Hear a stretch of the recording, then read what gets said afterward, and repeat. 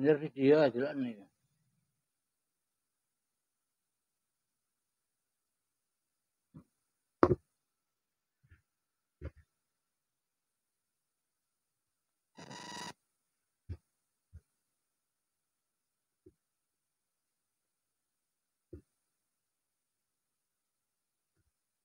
Ya.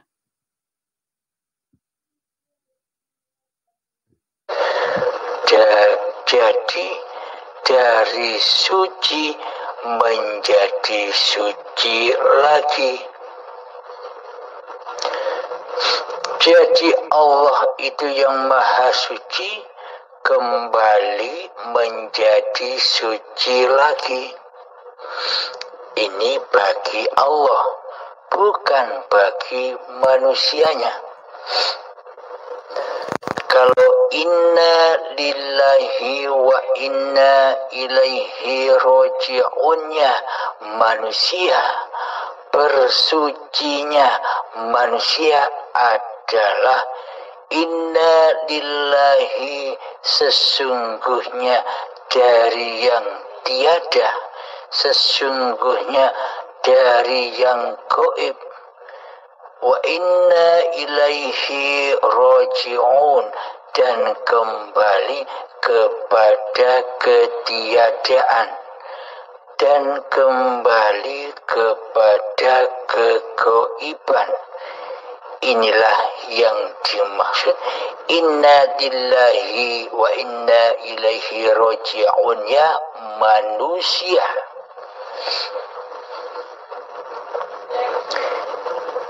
Bismillahirrahmanirrahim.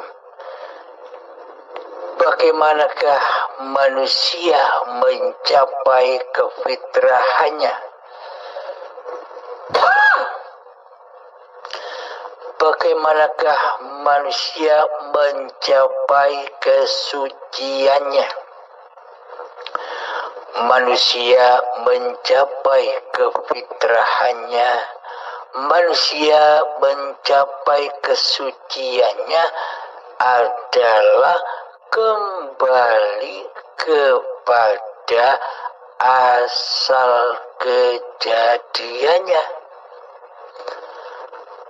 yakni awal mula manusia ini tiada, gaib, lalu kembali kepada ketiadaan, kembali kepada kegaiban, kembali kepada kematiannya, meskipun badannya masih hidup, yakni yang kembali hanya rasa di hati manusianya, yang saat ini masih menjadi Tuhan, yang saat ini menjadi Allah, yang saat ini merasa ada diri kemanusiaannya, yang saat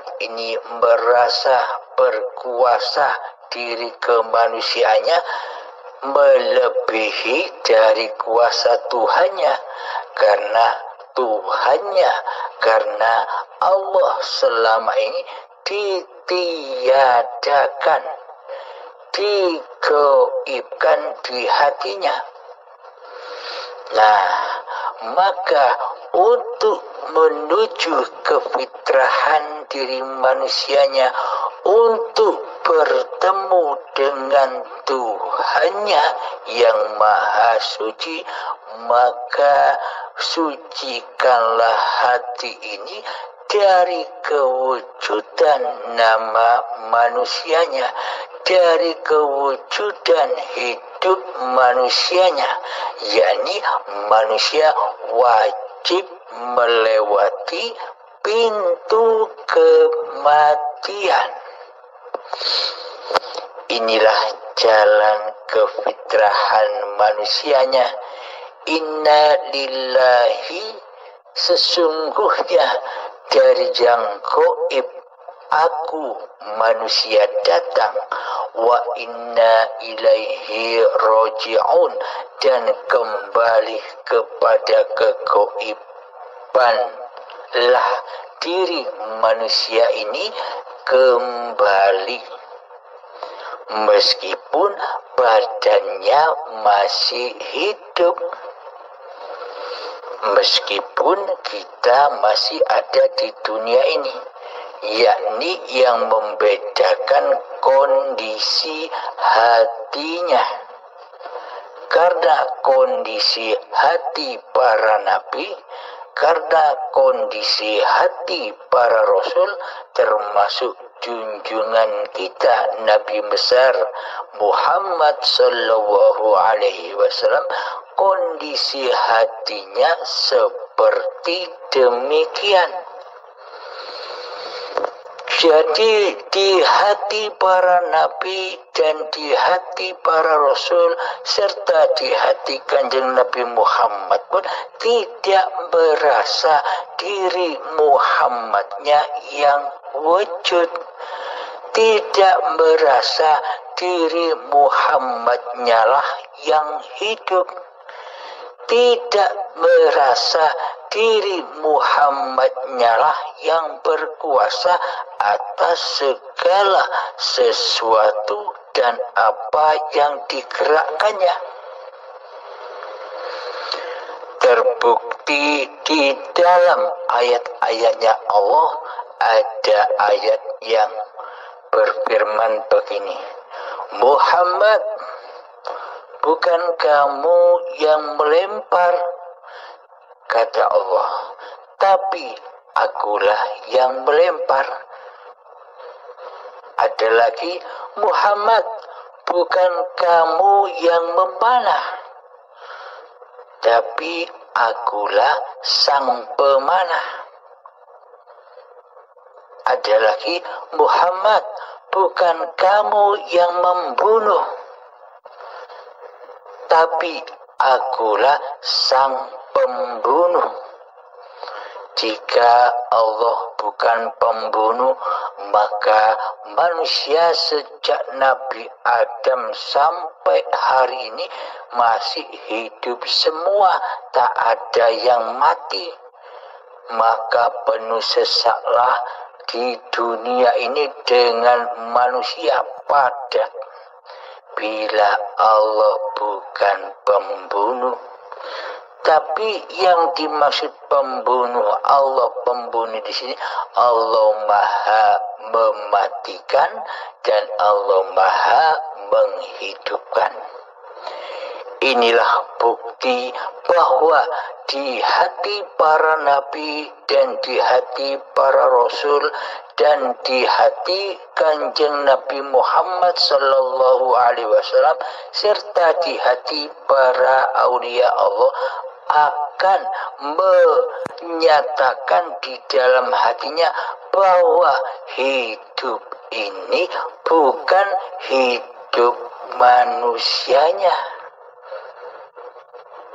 akan tetapi hidup inilah Allah yang berkuasa menguasai badan-badan ciptaannya yang sejak dari tanah dahulu dihidupkan, disuapi, dijaga, dipelihara, dikasih sayangi, dicukupi segala kebutuhannya hingga sampai menjadi bayi. Sampai saat ini pun keadaannya sama, tidak ada bedanya. Jadi badan-badan ini hanyalah baju-bajunya Allah, dipergunakan oleh Allah. Jadi baju-baju ini tidak akan sedikit pun bisa bergerak bila tidak dipakai, bila tidak digunakan oleh pemilik baju tersebut. ketika baju dipakai oleh sang pemiliknya, baju ikut selalu berimam kepada pemiliknya. Pemiliknya berdiri, baju pakaiannya berdiri. Pemiliknya berjalan, baju pakaiannya berjalan. Pemiliknya duduk, bajunya ikut duduk. Pemiliknya berlari, bajunya ikut lari. Pemiliknya makan, bajunya ikut makan. Keadaan gerakan bajunya sama seperti gerakan pemiliknya. Ini maksudnya apapun yang tergerak di dalam badan ini sesuai dengan apa yang dikehendaki oleh penciptanya, yakni hidup. Tanpa hidup, maka badan-badan ini takkan bisa bergerak, takkan bisa melangkah, takkan bisa beraktivitas apa-apa. Jadi aktivitasnya badan ini tergantung mengikuti dan berimam kepada pencipta badan, pemilik badan, yakni hayatullah, yakni hidup itu sendirilah yang menguasai badan selama ini.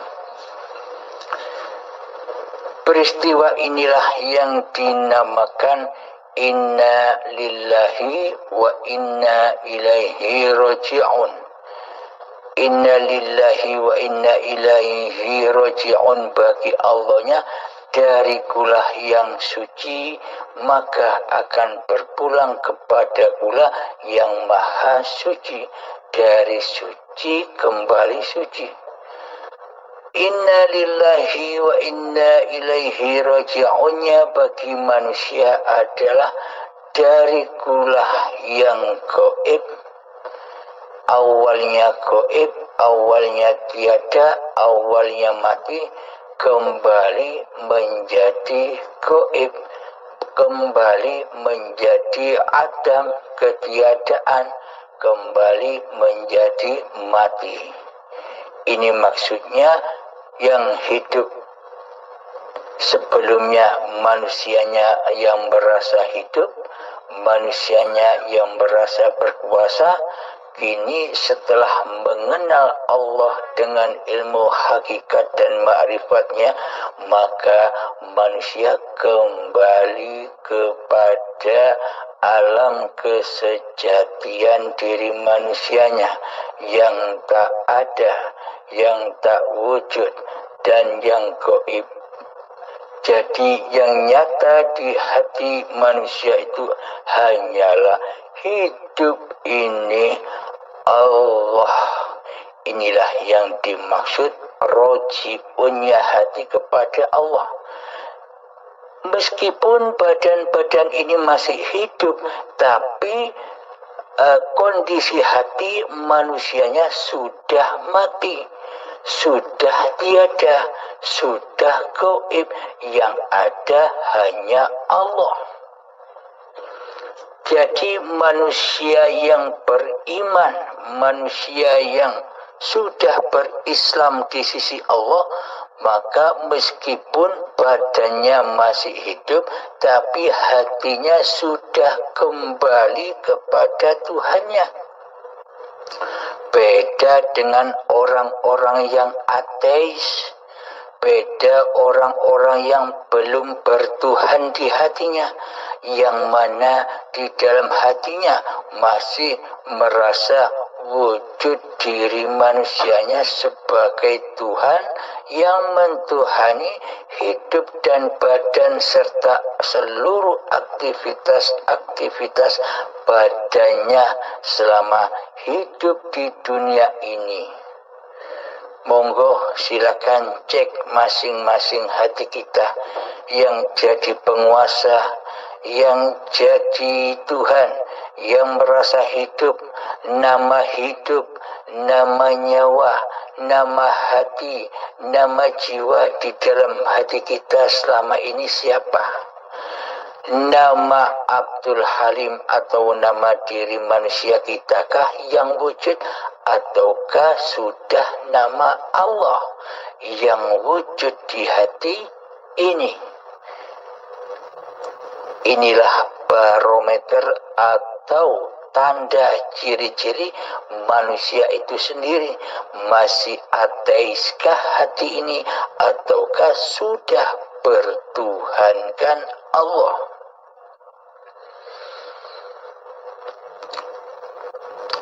Jadi innalillahi wa inna ilaihi raji'unnya para orang-orang yang sudah beriman kepada Allah, meskipun badannya masih hidup belum mati, maka hatinya sudah kembali, kondisinya hatinya sudah raji'un, selalu menyaksikan Tuhannya, yakni menyatakan dengan rasanya bahwa hidup ini Allah. Sebelum menyatakan kehidupan bahwa hidup ini Allah, memang banyak perjuangannya, memang banyak peperangannya di dalam menggapai kematian dan kerojiunan itu, yakni mengheningkan cipta-cipta diri manusianya, mengheningkan kewujudan hidup diri manusianya di hatinya, memalamkan kuasa-kuasa diri manusianya di hatinya, berperang melawan hawa nafsunya sendiri. Ini sangat amatlah berat, sulit, karena dawuhnya Kanjeng Nabi, peperangan yang sulit di dunia ini, yang terbesar dan teragung di dunia ini, bukan perang-perang secara fisik, bukan perang-perang secara badan, akan tetapi peperangan yang teragung di dunia ini adalah memerangi diri manusia kita sendiri, memerangi hawa nafsu kita sendiri, menggulingkan, menumbangkan kekuasaan hidup diri manusia kita di hati kita sendiri. Itulah peperangan yang teragung di sisi Allah. Untuk mewujudkan itu memang sangat amatlah sulit sekali, karena kita awalnya tidak percaya apakah hidup ini Allah. Loh, ini kan hidupku. Nah, kan serba perang, serba bingung. Nah, inilah yang dimaksud syakaratul maut, hambanya ketika perjalanan rojiun kepada Tuhannya. Memang kesulitan sekali di situ untuk berperang, menumbangkan diri manusia kita sendiri, nama manusia kita sendiri, wujud manusia kita sendiri di hati ini. Memang sangat amatlah sulit sekali. Inilah kiamat-kiamat kubro yang dimaksud itu, mengkiamatkan kewujudan diri manusia kita, mengkiamatkan wujud hidup manusia kita, mengkiamatkan kekuasaan diri manusia kita di hati kita. Untuk menuju kiamat ini memang berat perjalanannya. Si hamba atau kita rajin-rajin selalu mengaplikasikan itu. Coba bayangkan ketika kita belajar ilmu hakikat dan makrifat di luaran sana, yang mana ajaran dan pelajarannya sangat amat sulit dipahami, sangat amatlah sulit dimengerti, karena masih babakan yang dibahas masih kitab-kitab yang tertulis. Al-Quran dan Al-Hadis kan tertulis. Akan tetapi di sini yang dibuka kitab jati diri manusianya sendiri, kitab Al-Qadim, sifat diri manusianya sendiri yang kita buka, yang kita sadarkan. Maka siapapun orangnya, maka siapapun atau apapun agamanya, bila dibukakan kitab diri sejatinya sendiri, ia akan menyadari, meskipun ia agama yang bermacam-macam itu. Terkadang orang Islam pun sendiri dibukakan seperti ini, kadang masih tidak percaya. Ia memilih memperhatikan kitab-kitab yang tertulis. Akhirnya yang dipandang selalu dohir manusianya, gerak langkah syariat manusianya, hingga ia tak mampu masuk ke dalam dirinya sendiri.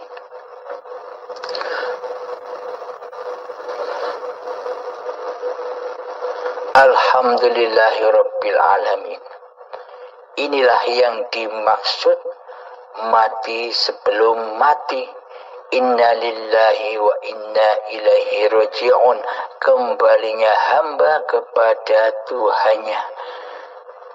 Nah, bagi manusia yang berhakikat dan bermakrifat, maka kembalinya melewati syakaratul mautnya ya seperti ini. Dengan rela dan ridho kembali kepada Allah, dengan melanggengkan, mengistiqomahkan latihan dan latihan, mengheningkan cipta-cipta diri manusianya di hatinya. Jadi inilah tebusan-tebusan hari pembalasan bagi orang-orang yang diberi hidayatullah, bagi orang-orang yang diberi syafaatullah. Karena syafaat itu bukan milik manusia, karena syafaat itu hanyalah milik Allah, hanyalah milik hidup yang menghidupi Kanjeng Nabi Muhammad sallallahu alaihi wasallam dan yang menghidupi seluruh manusia.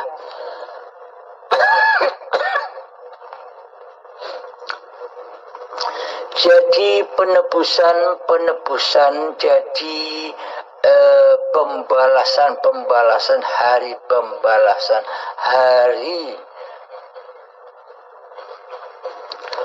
masa-masa timbangan itu sudah dilaluinya sejak di dunia ini. Dengan apa dibalas manusianya? Yaitu dengan kesadaran, mengembalikan lagi dengan rela dan ridho bahwa yang wujud hanya Allah, bahwa yang hidup hanya Allah, bahwa yang kuasa hanya Allah. Inilah inna lillahi wa inna ilaihi raji'unnya orang-orang yang dipilih oleh Allah Subhanahu wa ta'ala untuk mengenal Tuhannya sejak badan-badannya masih hidup. Inilah keadaan hati para wali-wali Allah, keadaan hati para nabi, dan keadaan hati para rasul. Jadi di dunia ini hanya dua pasang, hati yang bertauhid dan hati yang ateis, hati yang kufur, hati yang selalu mensekutukan Allah dengan diri manusianya.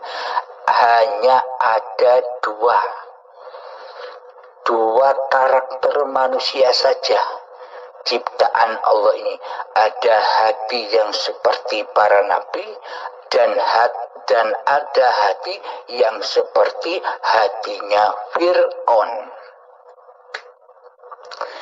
Jadi bila kita di dalam hati kita masih wujud diri manusianya, masih hidup diri manusianya, masih berkuasa diri manusianya, apa bedanya dengan Fir'aun?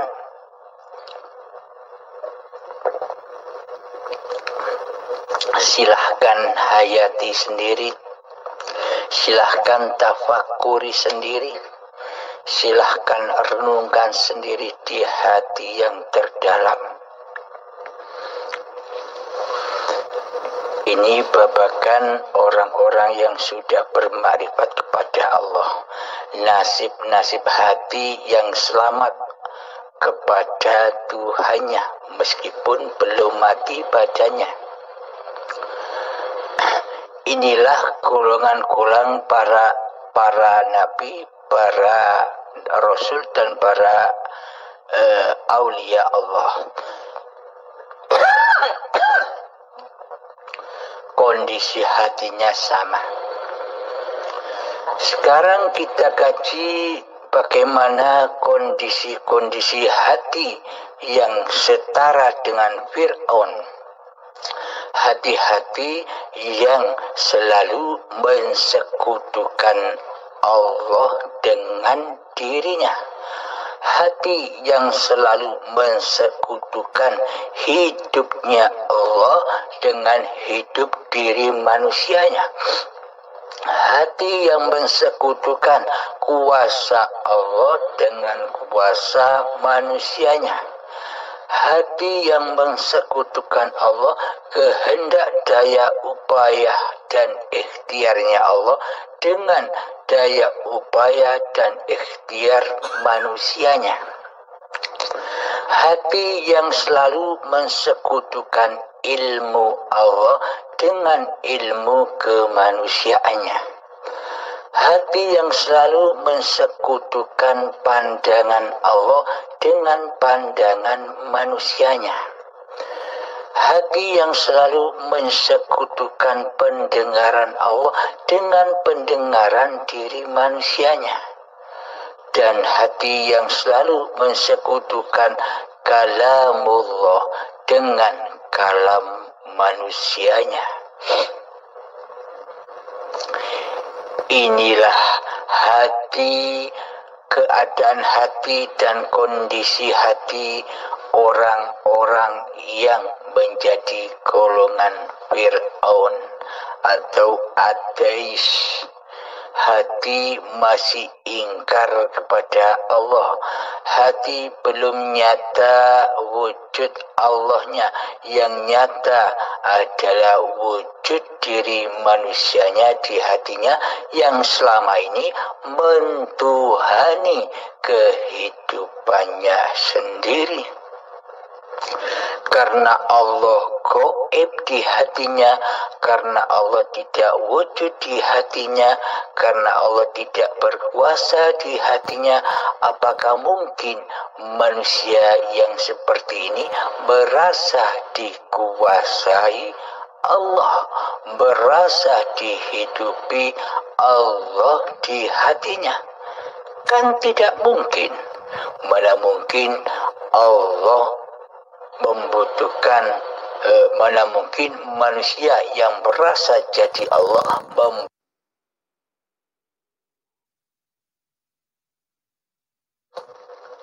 karena Allah ditiadakan, karena Allah digoibkan, maka tiadalah kenyataan Tuhannya di hatinya, yang ada hanya Tuhan dirinya sendiri di hatinya, yang berasa mencipta seluruh keadaan-keadaan yang dialaminya.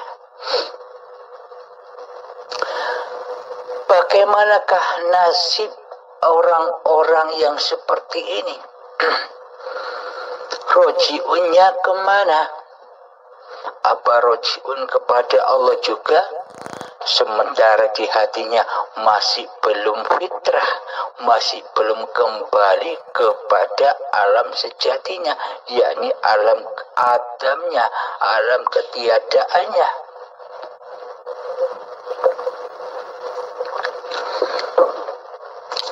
Sebenarnya orang-orang seperti ini juga semua kembali kepada Allah, tapi beda prosesnya. Bila manusia yang sudah kembali dahulu, meskipun badan-badan ini masih hidup, kembali berhakikat dan makrifat melalui sakaratul mautnya, melalui kiamat-kiamatnya, dengan rela hati dan ridho hati kepada Tuhannya, maka Allah pun akan meridhoinya dengan cara melatih dengan istiqomah, mengkiamatkan kewujudan diri manusia dan mengkiamatkan kehidupan diri manusianya di hatinya, sehingga nyatalah Tuhannya. Bagi manusia yang masih ateis, bagi manusia yang bercitra, berposisi seperti posisinya Fir'aun, yang mana yang wujud di hatinya masih diri manusianya, yang mana di hatinya masih wujud hidup manusianya, ya siksanya, ya hari pembalasannya adalah ketika datang detik-detik syakaratul maut. Disitulah pintu pembalasannya, dibalas dengan siksa dan azab yang pedih.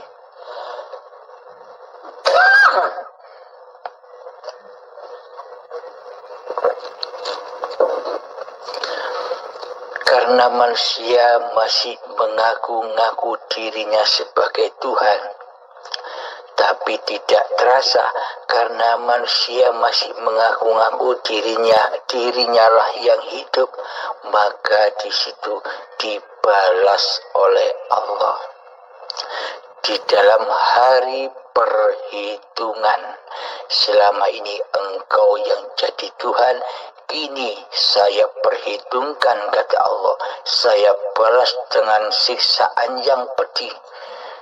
Diambillah kewujudan diri manusianya dengan perlahan-lahan, seperti kambing disayat kulitnya secara hidup-hidup, dilepas, dipisahkan dari dagingnya, dan rasanya 1000 kali sakitnya. Pelepasan demi pelepasan di hari pembalasan itu, di hari perhitungan itu, yakni syakaratul maut. Itulah bedanya orang-orang yang sudah mengenal Allah dan orang-orang yang belum mengenal Allah. Apapun agamanya, apapun siapapun orangnya, tidak peduli. Allah hanya memandang hatinya, bukan memandang agama dohirnya. Yang dipandang adalah agama hatinya. Awaluddin ma'rifatullah. Maka di hari pembalasan, di hari perhitungan itu, dicopotlah satu-satu apa-apa yang dirasa, apa-apa yang dimilikinya, dan apa-apa yang dikuasai, serta dan apa-apa yang diakui sebagai miliknya selama ini. hidup diakui sebagai hidupnya manusia, dikelongkok pelan-pelan, ditarik pelan-pelan dari genggaman kita. Kita selama ini masih mencintai hidup, dilepas pelan-pelan oleh Allah. Hidup ini dikembalikan, disucikan lagi, kembali kepada Allah dengan sakitnya, karena dikembalikan dengan paksa. Sejatinya manusia yang tidak beriman itu takut akan kematian, takut akan sifatnya sendiri. Aneh, pada sifatnya sendiri yang Adam, yang mati, kok takut, padahal itu sifatnya sendiri. Nah, pada intinya kan manusia selalu ingin hidup terus, ingin sehat terus, ingin kaya terus. Inilah